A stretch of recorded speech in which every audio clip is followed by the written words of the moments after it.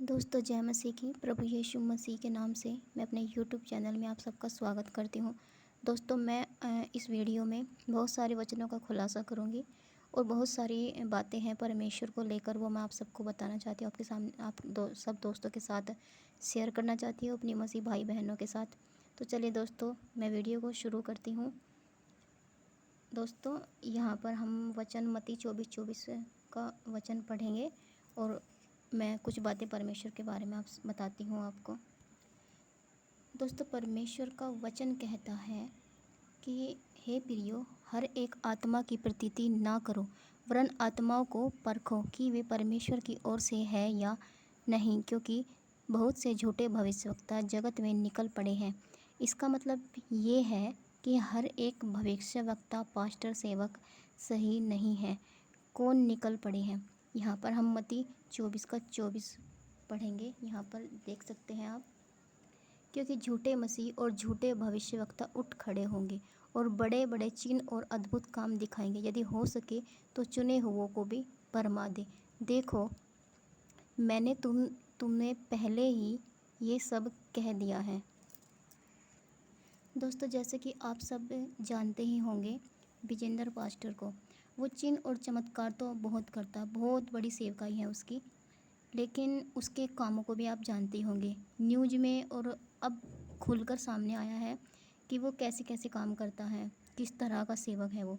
तो बाइबल इसी बात को लेकर कहती है कि झूठे चिन्ह और चमत्कार करने वाले तुम्हारे बीच में बहुत से लोग खड़े होंगे।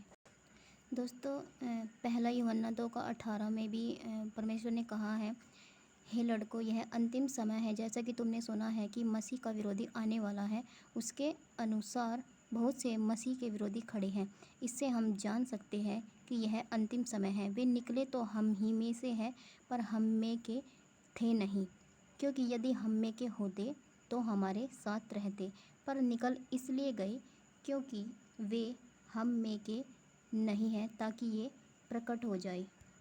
इन वचनों का ये मतलब है कि इस अंत के समय में हमें हर किसी सेवक, पास्टर पर भरोसा नहीं करना चाहिए, क्योंकि नहीं पता कि कौन कैसा है। आत्मिकता का दिखावा करते हैं और सबसे बड़ी बात, चिन्ह और चमत्कार तक होते हैं उनके चर्चों में, तो लोग बहक जाते हैं।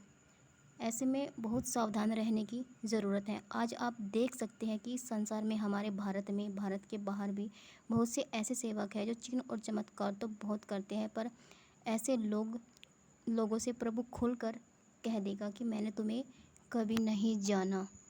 जो ये लोग ऐसे होते हैं, शैतान इन्हीं की हरकतों के कारण इनका फ़ायदा उठाता है और ये लोग सीधे लोगों को भरमाते हैं।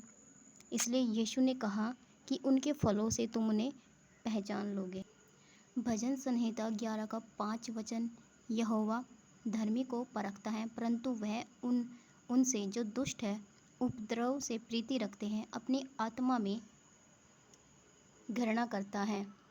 वह दुष्टों पर फंदे बरसाएगा, आग और गंधक और प्रचंड लहू उनके कटोरों में बांट दी जाएगी, क्योंकि यहोवा धर्मी है, वह धर्मी ही के कामों से प्रसन्न रहता है। धर्मी जन उसका दर्शन करेंगे। इसका मतलब ये हुआ कि जैसे उपद्रव का मतलब है कि कोई ऐसी गतिविधि, ऐसा व्यवहार जो दूसरों के लिए परेशानी या बाधा का कारण बनती हो। परमेश्वर ऐसे लोगों से नफरत करता है और हमें भी ऐसे लोगों से दूर ही रहना चाहिए, क्योंकि गलत संगति अच्छे चरित्र को बिगाड़ देती है। तो हम धर्मी कहाँ रहे, हम भी उपद्रव से भरे व्यक्ति ही हुए। परीक्षा के समय भटकना नहीं है। वचन पढ़ो, प्रभु से पूछो, वही सबसे बड़ा पास्टर है। यहोवा धर्मी को परखता है। क्यों? क्योंकि प्रभु जानना चाहता है कि तुम्हारा विश्वास कैसा है, तुम परीक्षा के समय भी स्थिर रहते हो या नहीं। यहाँ पर हम इब्रानियों 11:6 वचन पढ़ेंगे, और विश्वास बिना उसे प्रसन्न करना अनहोना है, क्योंकि परमेश्वर के पास आने वालों को विश्वास करना चाहिए कि वह है, और वह अपने खोजने वालों को प्रतिफल देता है। दोस्तों विश्वास की ज़रूरत सिर्फ और सिर्फ एक बात के लिए है कि परमेश्वर है। बाइबल का परमेश्वर अलग है। जैसे दूसरे धर्मों में लोग सब कुछ करते हैं, पूजा पाठ, लेकिन नाम का विश्वास। खुद कहते हैं कि कोई भगवान नहीं है। ये बात अलग है कि ये लोग मूर्ति पूजा करके पाप करते हैं। ये सच है कि मूर्ति पूजा पाप है, लेकिन प्रभु यीशु इस बात पर जोर देते हैं कि विश्वास करो कि एक ही परमेश्वर है, पिता परमेश्वर। प्रभु यीशु की बात सबसे अलग है। यहाँ पर हम यूहन्ना 14 का 1 वचन पढ़ेंगे। तुम्हारा मन व्याकुल ना हो, परमेश्वर पर विश्वास रखो और मुझ पर भी विश्वास रखो। मेरे पिता के घर में बहुत से रहने के स्थान हैं। यदि ना होते तो मैं तुम्हें कह देता, क्योंकि मैं तुम्हारे लिए एक जगह तैयार करने जाता हूँ। और यदि मैं जाकर तुम्हारे लिए जगह तैयार करूँ तो फिर आकर तुम्हें अपने यहाँ ले जाऊँगा। याकूब 2 का 19 वचन भी कहता है कि तुम्हें विश्वास है कि एक ही परमेश्वर है, तू अच्छा करता है। दुष्ट आत्मा भी विश्वास रखते थरथराते हैं। याकूब 2 का 19 वचन है ये। यहाँ पर रोमियो 1 का 17 वचन पढ़ेंगे। क्योंकि उसमें परमेश्वर की धार्मिकता विश्वास से और विश्वास के लिए प्रकट होती है। जैसे लिखा है, विश्वास से धर्मी जन जीवित रहेगा। विश्वास कहता है कि एक ही परमेश्वर है। हमने कभी यीशु को नहीं देखा, पिता परमेश्वर को नहीं देखा, और ये इस बिना देखे ये मानना कि यीशु परमेश्वर है, यही तो विश्वास है दोस्तों। विश्वास ये नहीं होता कि हमने कुछ मांगा हम और वो पूरा हो गया और हमने उस पर विश्वास कर लिया, क्योंकि अन्य जाति में भी चिन्ह और चमत्कार तो बहुत होते हैं। बहुत से लोग ऐसे होते हैं जो प्रभु के पास आते ही इसलिए है क्योंकि उन्हें चिन्ह और चमत्कार चाहिए, उनके जीवन में कुछ अच्छा हो जाए। लेकिन ये विश्वास नहीं है। विश्वास वो है जो हर परिस्थिति में प्रभु के साथ चले।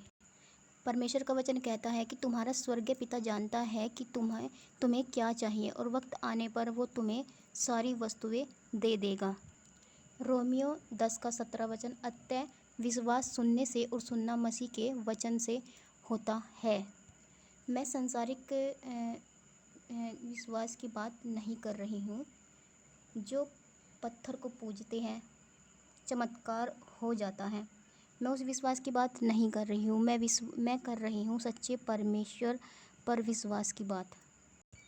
जानवर, गैलेक्सी, पेड़ पौधे सब जानते हैं कि परमेश्वर कौन है, लेकिन जिस मनुष्य को परमेश्वर ने बनाया वह मनुष्य नहीं जानता कि परमेश्वर कौन है। परमेश्वर पर विश्वास क्या होता है वो मनुष्य नहीं जानता।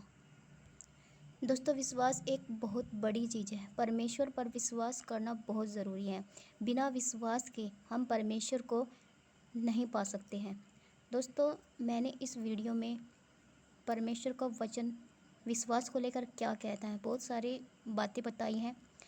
इस वीडियो को अगर आपने पूरा देखा है और आपको ये वीडियो अच्छी लगी है तो इस वीडियो को लाइक ज़रूर करें, और परमेश्वर के लिए कमेंट बॉक्स में आमीन ज़रूर लिखें। यदि आपको वीडियो अच्छा लगा है तो चैनल को सब्सक्राइब ज़रूर करें। मैं ऐसे छोटे छोटे वीडियो वचनों के खुलासे लेकर आपके लिए आती रहूँगी। तब तक के लिए जय मसीह की। ध्यान रखें अपना। आमीन।